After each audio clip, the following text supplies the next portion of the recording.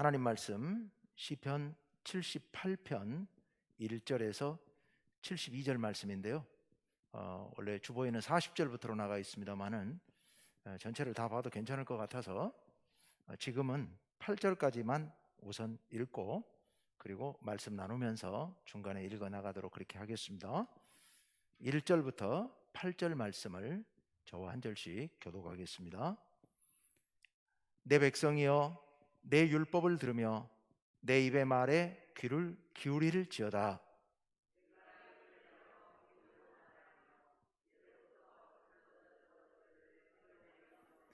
이는 우리가 들어서 아는 바요, 우리의 조상들이 우리에게 전한 바라.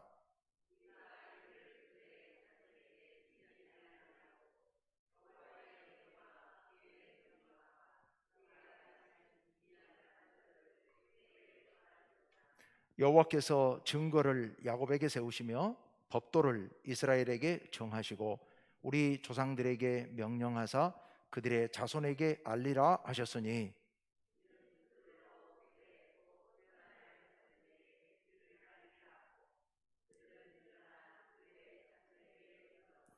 그들로 그들의 소망을 하나님께 두며 하나님께서 행하신 일을 잊지 아니하고 오직 그의 계명을 지켜서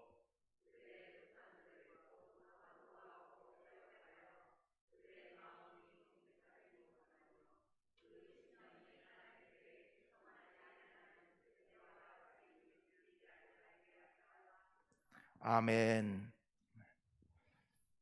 예. 오늘 굉장히 긴 시입니다만은 내용이 많지는 않습니다. 내용이 어려운 주제가 여러 주제가 들어있지는 않습니다. 내용은 아주 단순합니다. 먼저 오늘 1절부터 8절까지는 이 시의 서두 부분인데요. 이 부분은 이제 둘로 나눠 볼 수 있습니다. 1, 2, 3, 4절하고 5, 6, 7, 8절하고 끊어서 볼 수 있겠는데 여기 내용은 이렇습니다. 이 시의 목적, 그러면서 동시에 하나님께서 우리들에게 율법을 주신 목적, 그것을 말씀하고 있습니다. 하나님께서 우리에게 율법을 주셨습니다. 왜 율법을 주셨느냐?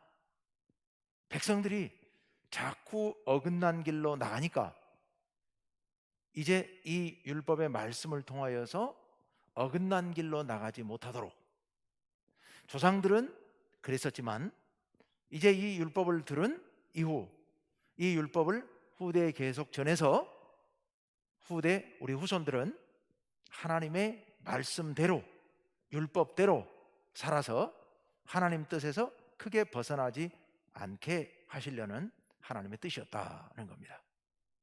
자, 우리가 하나님 말씀, 성경 말씀을 우리 보는 이유도 그거죠. 하나님께서 우리에게 말씀을 주신 목적이 바로 그거죠. 우리로 하여금 하나님의 뜻을 알아서 그 뜻대로 살고 그 뜻에서 벗어나지 못하게, 벗어나지 않게 하시려고요. 근데 그게 우리에게 족쇄를 채우기 위해서나 아니면 우리에게 울타리를 막아서 우리가 자유롭게 나가지 못하게 하려는 목적이 아니라 그것이 우리의 행복이기 때문에, 우리 인간이 가장 인간답게 살 수 있는 길이고 우리 인간이 행복할 수 있는 길이기 때문에 결국 우리를 위해서 하나님께서 이 율법의 말씀을 주신 것이죠. 자, 다시 한번 말씀드립니다. 하나님께서 율법을 주신 목적은 이스라엘 백성의 자손들을 위해서 주셨다.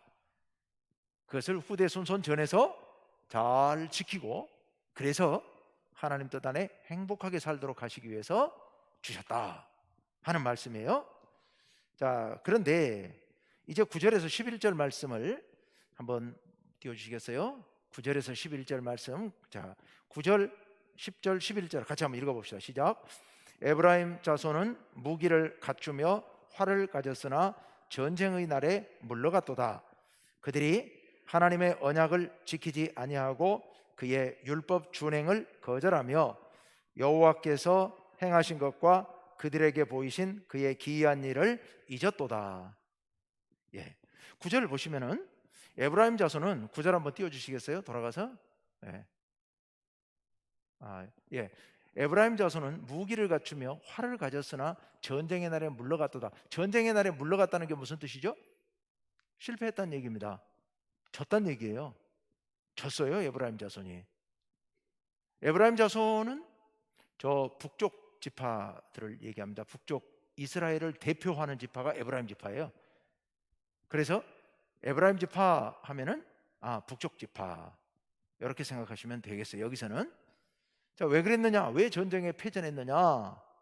여기서 패전은 뭘 말하느냐? 나중에 뒤에 가서 다시 한번 또 말씀을 드리겠습니다. 10절에 이유는 그들이 이 율법을 지키지 않은 거예요. 하나님의 언약을 지키지 아니하고 율법 준행을 거절했고, 11절 여호와께서 행하신 것과 그들에게 보이신 그의 기이한 일을 잊어버렸다라는 거예요. 하나님께서 그들에게 베풀어 주셨던 놀라운 은혜를 그들이 다 잊어버렸다라는 거예요. 그래서 다시 한번 말씀드립니다. 이건 이제 뒤에 나올 내용에 대한 암시입니다. 자, 에브라임 지파가 패전하고 망했어요. 이유는 하나님의 언약을 또 율법을 잊어버리고 지키지 않았다는 거예요. 그래서 그들이 망했다 하는 그런 말씀입니다. 자, 이제 12절부터 쭉 한번 같이 봅시다. 31절까지인데 중간에 끊어서 12절부터 16절까지만 봅시다. 12절부터 한 절씩 교독을 합니다. 저하고. 옛적에 하나님이 애굽 땅 소안들에서 기이한 일을 그들의 조상들의 목전에서 행하셨으되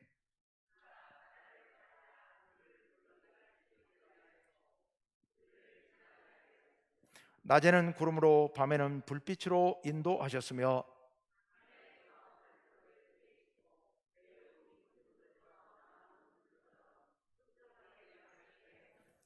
또 바위에서 시내를 내사 물이 강같이 흐르게 하셨으나. 여기까지요. 자, 무슨 내용들입니까? 여러분 보시면 먼저 12절에 하나님이 애굽 땅 소안들에서 기이한 일을 행하셨다. 이스라엘 백성들이 애굽에 살 때 하나님께서 그들을 구원하셨어요. 그 다음에 13절에 보면 바다를 갈라 물이 무더기같이 서게 하시고 그들을 지나가게 하셨다. 무슨 사건? 홍해 사건을 얘기하고 있습니다. 14절 낮에는 구름으로 밤에는 불빛으로 인도하셨으며, 광야에서 하나님께서 인도하신 그 일을 얘기하고 있죠. 그리고 15절 광야에서 반석을 쪼개시고 매우 깊은 곳에서 나오는 물처럼 흡족하게 마시게 하셨으며, 16절 또 바위에서 시내를 내사 물이 강같이 흐르게 하셨으나. 종합해 보면 애굽에서 그들을 구원하셨고 홍해를 건너게 하셨고 광야의 그 어려운 상황에서 구름기둥 불기둥으로 인도하셨고 또 바위에서 물이 나게 하셔가지고 목마르지 않게 인도하셨다. 하나님께서 이스라엘 백성들을 향해서 놀라운 은혜를 베푸신 겁니다. 놀라운 은혜. 그래서 요달락을 한마디로 압축한다면 은혜. 하나님께서 그들에게 놀라운 은혜를 베푸셨어요. 자, 그런데요, 그들이 어떻게 반응할까요? 그게 17절 말씀부터 다시 한번 읽어보겠는데요.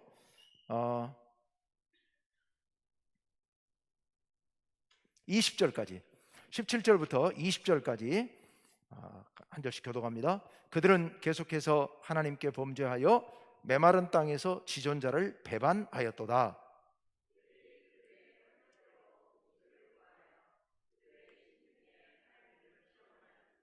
그뿐 아니라 하나님을 대적하여 말하기를 하나님이 광야에서 식탁을 베푸실 수 있으랴.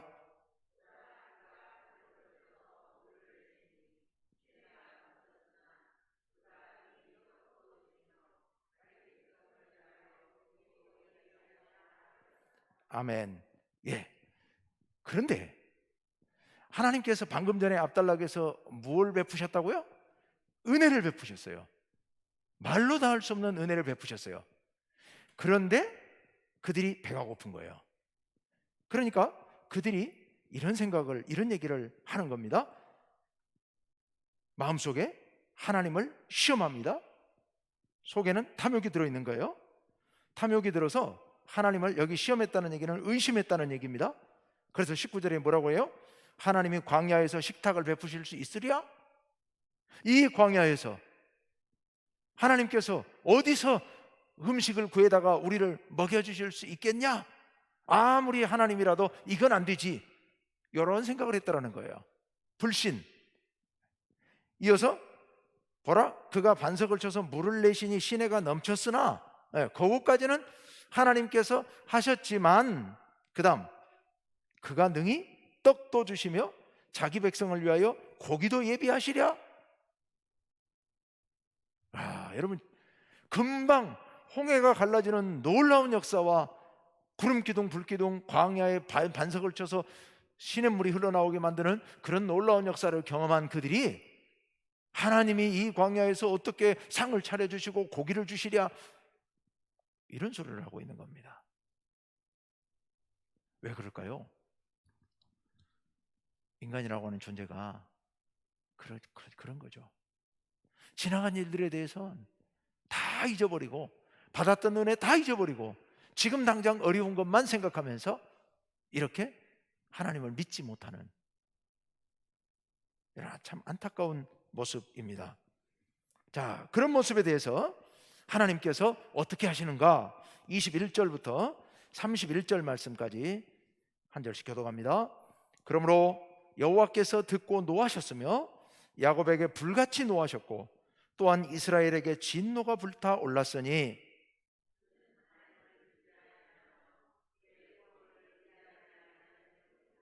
그러나 그가 위에 궁창을 명령하시며 하늘 문을 여시고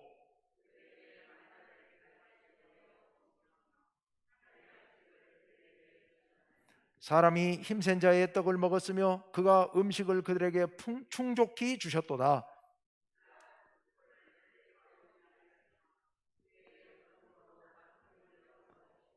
먼지처럼 많은 고기를 비같이 내리시고 나는 새를 바다에 모래같이 내리셨도다.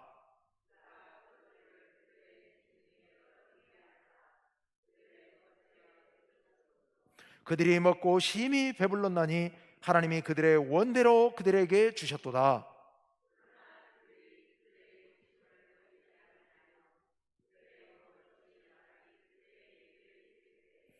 하나님이 그들에게 노염을 나타내사 그들 중 강한 자를 죽이시며 이스라엘의 청년을 쳐 엎드러뜨리셨도다. 아멘. 이스라엘 백성들이 하나님을 의심하잖아요. 불신하잖아요. 거기에 대해서 하나님께서 진노하셨습니다.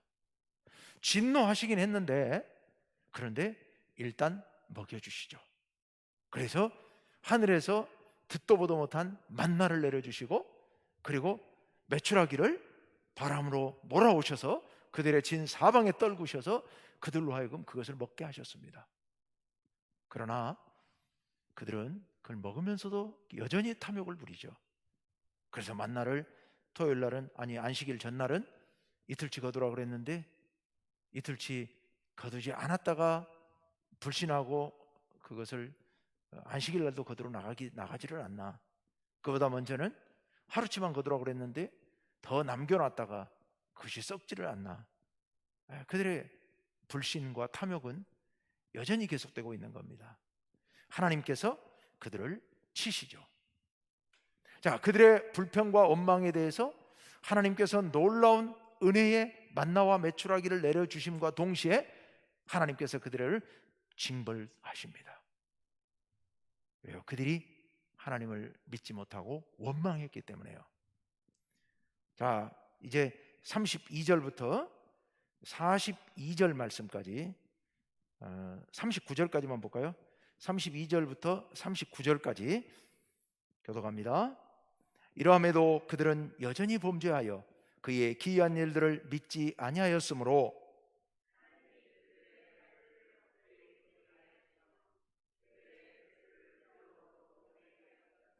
하나님이 그들을 죽이실 때에 그들이 그에게 구하며 돌이켜 하나님을 간절히 찾았고,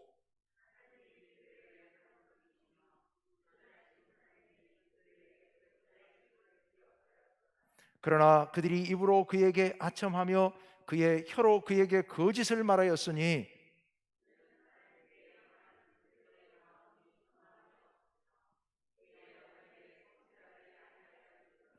오직 하나님은 긍휼하심으로 죄악을 덮어주시어 멸망시키지 아니하시고 그의 진노를 여러 번 돌이키시며 그의 모든 분을 다 쏟아내지 아니하셨으니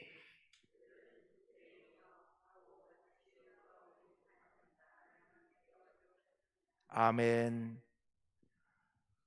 여러분, 하나님께서 그들에게 그 놀라운 은총을 베풀어 주시고 그리고 또 그들의 불신에 대해서 책망도 하셨는데, 그런데 그들은 여전히 믿지 않습니다. 그래서 하나님께서는 그들이 광야에서 보낸 날을 헛되이 하셨어요. 즉 결국 광야에서 가나안 땅에 들어가지 못하고 죽게 만드셨죠, 그들로 하여금. 자, 그런데 놀라운 말씀이 나옵니다. 하나님이 그들을 죽이실 때에 34절이에요. 그들이 그에게 구하며 돌이켜 하나님을 간절히 찾았어요. 자, 보세요. 다급해진 거예요. 하나님께서 그들을 징벌하시니까 그들이 돌이켰고, 그래서 하나님 앞에 간절히 찾았어요. 하나님을 회개한 거예요. 회개했는데, 그러면서 35절, 하나님이 그들의 반석이시며 지존하신 하나님이 그들의 구속자이심을 기억하였도다. 그들이 기억한 거예요. 하나님께서 우리의 반석이시고 우리를 구원하시는 분이다 라는 사실을 기억해냈습니다. 그래서 회개한 거예요. 그런데요, 36절에 보면 그러나 그들이 입으로 그에게 아첨하며, 하나님께 아첨하고 자기 혀로 그에게 거짓을 말한 겁니다. 하나님께 아첨한다는 게 여러분 이해가 되세요? 우리가 하나님 앞에 뭔가를 막 좋은 말들을 막 했다, 그게 아첨하는 건가요? 네, 그게 아첨이 될 수 있습니다. 왜냐하면 그게 마음에 없는 소리라면 그건 아첨이 되는 겁니다.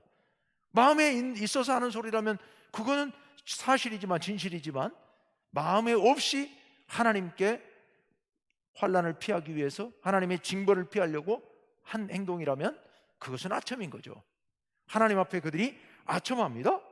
그러면서 자기 혀로 그에게 거짓을 말합니다. 하나님 앞에 하나님 다시는 안 그럴게요, 또 그럴 거면서 다시는 안 그럴게요, 거짓을 말하고 있는 겁니다. 그래서 37절에 이는 하나님께 향하는 그들의 마음이 정함이 없으며, 마음이 안정되어 있지를 않는 거예요. 고정되어 있지를 않는 거예요. 이랬다 저랬다 이쪽 저쪽 좌우로 마구 흔들리는 거예요.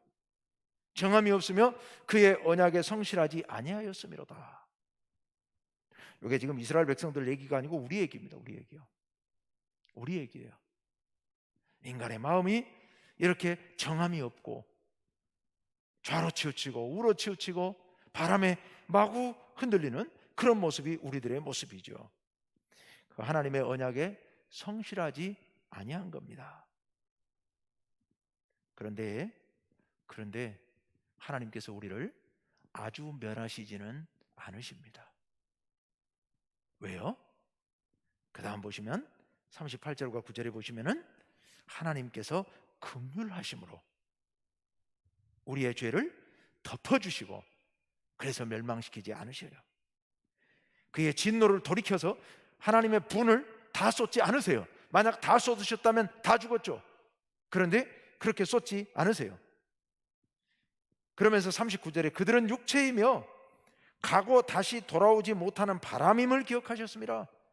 인간이라는 존재가 원래 그렇게 허망한 존재라는 사실을 하나님께서 아셨기 때문에 인간에게 당신의 분을 다 쏟지는 않으셨다라는 그런 말씀입니다. 자, 이제 40절부터 우선 42절까지 석절만 한번 교독합시다. 40절, 그들이 광야에서 그에게 반항하며 사막에서 그를 슬프시게 함이 몇 번인가?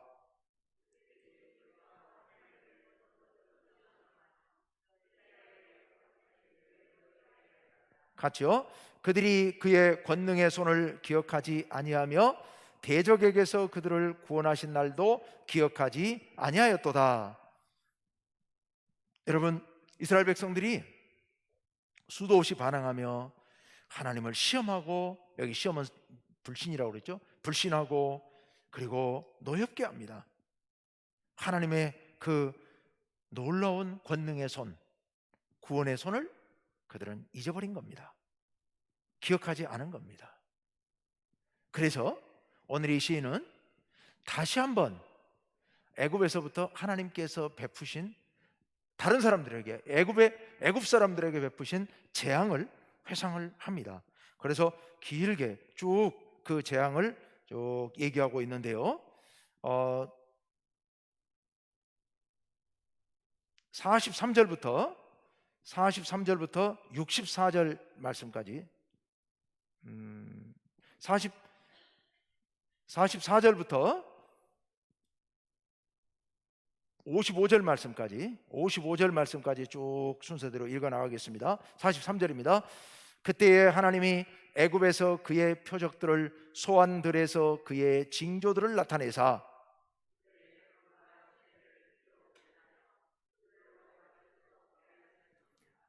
이거는 그 애굽의 나일강이 피로 물들게 만드신 사건을 얘기하죠. 45절, 쇠파리 떼를 그들에게 보내어 그들을 물게 하시며 개구리를 보내어 해하게 하셨으며,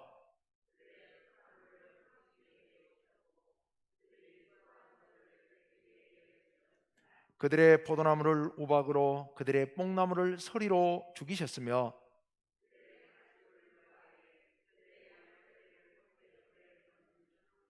그의 맹렬한 노여움과 진노와 분노와 고난 곧 재앙의 천사들을 그들에게 내려 보내셨으며,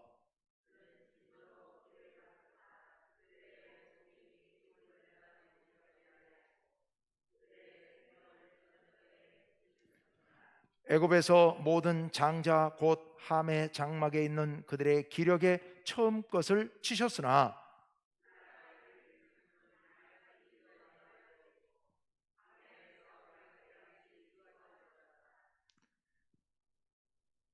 그들을 안전히 인도하시니 그들은 두려움이 없었으나 그들의 원수는 바다에 빠졌도다.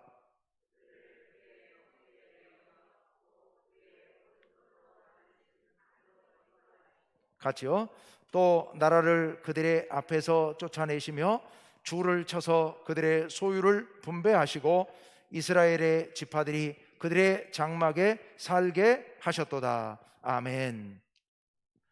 하나님께서 이스라엘 백성들을 구원하시기 위해서 애굽에서부터 가나안 땅에 들어올 때까지 있었던 많은 일들, 특히 그 중에서도 이스라엘 민족 아닌 애굽 사람들, 이방인들에게 행하셨던 재앙, 그것들을 쭉 이렇게 이야기하고 있습니다. 이제 우리 그렇게 하나님께서 이스라엘 백성들을 구원하시기 위해서 놀라운 역사들을 행하셨죠. 자, 그런데 56절부터 64절 말씀까지 봅시다. 56절부터 들어갑니다. 그러나 그들은 지존하신 하나님을 시험하고 반항하여 그의 명령을 지키지 아니하며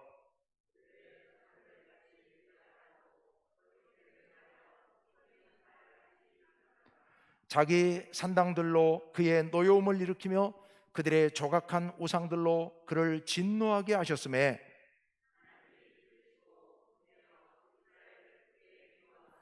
사람 가운데 세우신 장막 곧 실로의 장막을 떠나시고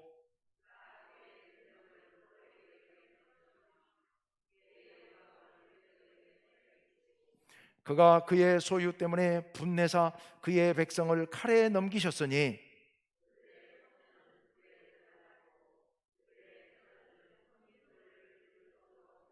같이요. 그들의 제사장들은 칼에 엎드러지고 그들의 과부들은 애곡도 하지 못하였도다. 아멘.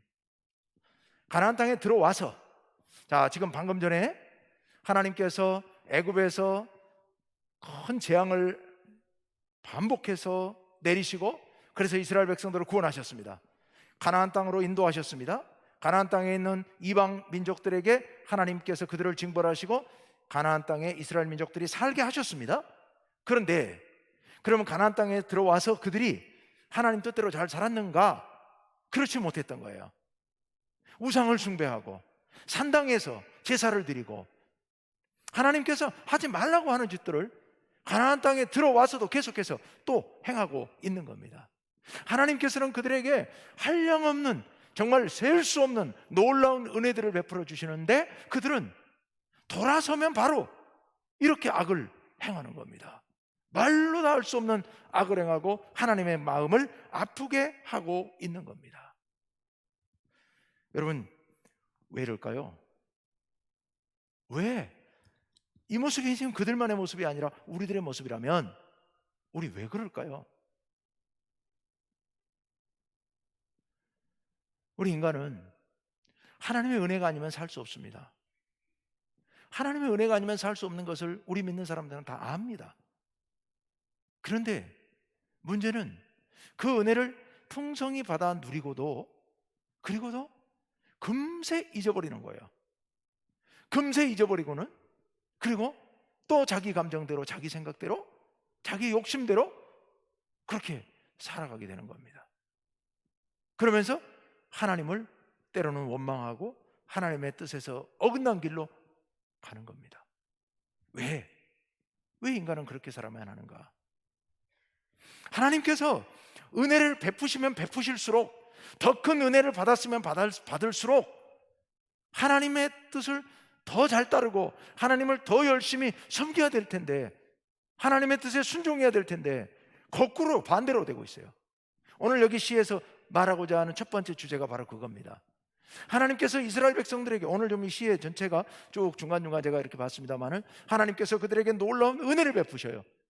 그런데 돌아서서 그들은 배반해요. 하나님께서 징벌하면 그들이 잠깐 돌이켜요. 하나님께서 또 은혜를 베풀으셔요. 은혜 받자마자 또 금방 배신해요. 왜 인간들이 왜 그럴까? 은혜를 많이 받아 누리면 누릴수록 사람들이 이게 좀 거칠게 말해서 간이 커지는 것 같아요. 겁이 없어지는 것 같아요. 하나님께서 늘 용서해 주시고 은혜를 베풀어 주시니까 그때 지나면 이 경각심이 사라져 버리는 거예요. 긴장감이 없어져 버리는 거예요. 그래서 하나님께서 또 그렇게 은혜 베푸실 것으로 은연중에 그걸 믿고 있는 것 같아요. 그래서 금방 죄 짓고 용서해 줬더니 감사합니다 하고 돌아서서 또 죄를 짓는, 죄에 대한 두려움도 하나님의 심판에 대한 두려움도 없어져 버리는 거예요. 그러니까 은혜를 많이 받아 누리면 바로 곧 죄를 짓고 하나님의 심판을 받게 되는, 은혜와 심판이 아주 가까이에 있는 거예요. 우리가 정말 이런 모습은 되지 말아야 할 겁니다. 하나님의 은혜를 받으면 받을수록 더 하나님 앞에 충성하고 하나님께 가까이 가야 되는데 이렇게 엉뚱하게 거꾸로 가는 그런 삶을 살지는 말아야 할 겁니다. 안 그러려면 어떻게 해야 돼요? 우리 힘으로 어떻게 할 수 없어서 하나님께 힘을 구하고 지혜를 구하고 성령의 충만함을 구합니다. 그와 동시에 우리는 늘 내가 어려운 문제가 있든 없든 하나님께서 내게 은혜를 베풀어 주실 때나 안 베풀어 주실 때나 언제나 동일하게 우리가 하나님을 바라보고 하나님께 가까이 가려 하고 하나님의 마음으로 살려고 우리가 애써야 될 줄 압니다. 간단한 차이 같은데요, 엄청난 차이입니다. 나를 보고 있느냐 하나님을 바라보고 있느냐의 차이래요. 나를 생각하느냐 하나님을 생각하느냐의 차이입니다. 이스라엘 백성들의 문제는 끊임없이 자기들만 바라보는 거예요. 금방 목말라 죽겠다고 해서 하나님께서 반석을 쳐서 물을 내서 물을 주셨더니 그 다음에 뭐 생각해요? 배고픈 것만 생각하는 거예요. 반석에서 물을 내신 그 하나님을 생각해야 되는데 하나님을 생각하지 하는 게 아니라 배고파서 죽겠는데 곡식이 어디 있고 고기가 어디 있어 뭐 이 생각만 하는 거예요. 그러니까 또다시 범죄하게 되는 겁니다. 우리들도 마찬가지입니다. 내 문제에 집착하면, 우리 문제에 집착하면 이스라엘 백성들 꼴로 살 수밖에 없는 겁니다. 점점 심판을 하나님께서 점점 더 큰 심판을 내려서 나중에는 감당할 수 없게 될 때까지. 은혜와 심판은 가까이에 있습니다. 은혜 받을 때 조심하셔야 돼요. 은혜 받을 때 감사해야 돼요. 은혜 받을 때 더 깨어있고 은혜 받을 때 하나님께 더 가까이 가야 됩니다. 그래야만 내가 하나님께 큰 심판을 받는 그런 위험에 처하지 않게 될 겁니다. 자, 이제 같은 내용이지만 두 번째 주제로 우리 한번 넘어가 봅시다. 56절부터 64절 말씀까지 한번 읽어봅시다. 그러나 그들은 지존하신 하나님을 시험하고, 여기를 봤죠? 예, 죄송합니다. 65절부터 갈게요. 65절부터 72절까지 교독합니다. 그때에 주께서 잠에서 깨어난 것처럼 포도주를 마시고 고함치는 용사처럼 일어나사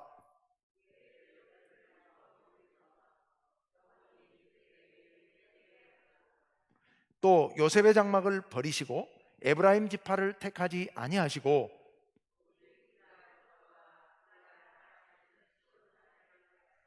그의 성소를 산의 높음같이 영원히 두신 땅같이 지으셨도다.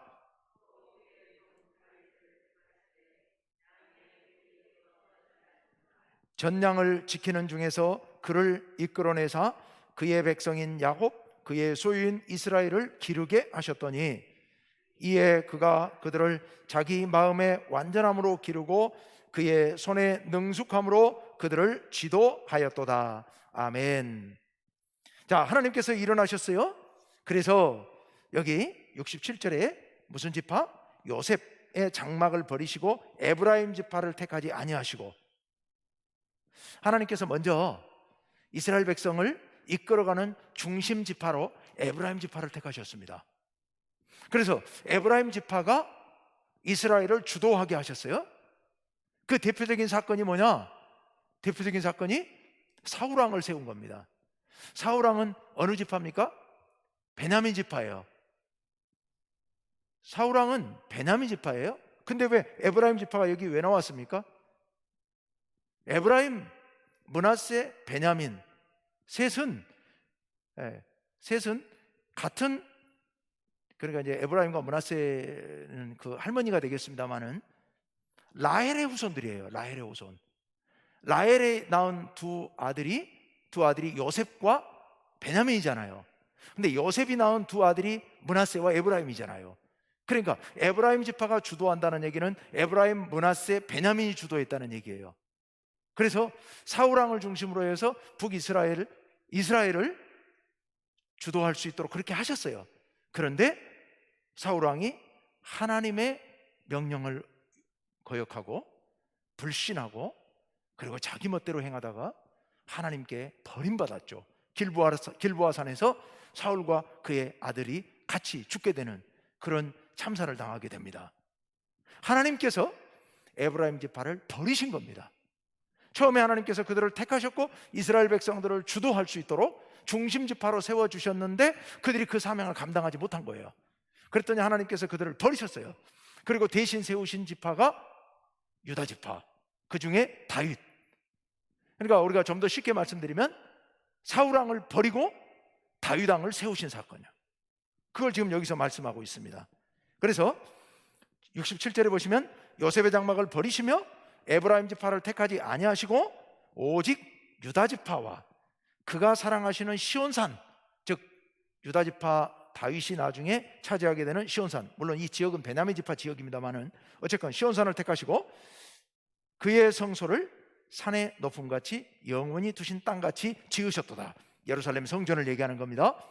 70절 또 그의 종 다윗을 택하시되 양의 우리에서 취하시며, 그렇죠, 양치던 목자 다윗을 택하셔서 71절과 72절을 보시면 여기는 하나님께서 그들로 하여금, 그 다윗으로 하여금 이스라엘 백성들을 이끌도록 하셨다는 겁니다. 자, 여기서 뭘 말씀하시려고 하느냐? 우리가 여기서 꼭 기억해야 될 게 한 가지 있습니다. 하나님께서 당신의 어떤 일을 이루시기 위하여 사람을 택하셔서 그에게 이 일을 맡기십니다. 그러면 그 사람이 죽도록 잘하나 못하나 하나님께서 택하셨으니까 그대로 계속할 수 있도록 하시느냐? 그렇지 않으십니다. 그렇지 않으세요. 하나님께서는 사람을 미워하시지 않으세요. 사람을 버리지는 않으세요. 하지만 하나님께서 이루시려고 하는 일이 있기 때문에 그 일을 위하여 어떤 사람에게 맡겼을 때 그 사람이 잘못하면 그 일을 그 사람에게서 거두어서 다른 사람에게 맡길 수도 있다는 사실입니다. 이걸 우리가 기억해야 됩니다. 제가 늘 강조합니다마는 우리 기독교는 절대로 운명론이 아닙니다. 만약 운명론이라면 저 사람이 하나님께서 택하신 그 운명이니까 저 사람은 어찌됐건 끝까지 계속 잘 될 것으로, 계속 그 일을 하게 될 것으로, 그건 착각입니다. 우리 하나님께서는 살아계신 분이시죠. 그래서 우리에게 어떤 일을 맡기셨다 하더라도 바라보십니다. 하나님께서 바라보시고 우리가 하나님의 뜻에 맞게 충성을 다하면 하나님께서 기뻐하시면서 그 일을 이룰 수 있게 하시지만, 만약 우리가 싫어하거나 아니면 우리가 하나님의 뜻을 배반하거나 사울처럼 하나님을 불신하고 엉뚱한 길로 가버리면 하나님께서 그 일을 거두어서 다윗에게 맡기신다는 겁니다. 하나님은 살아계신 분입니다.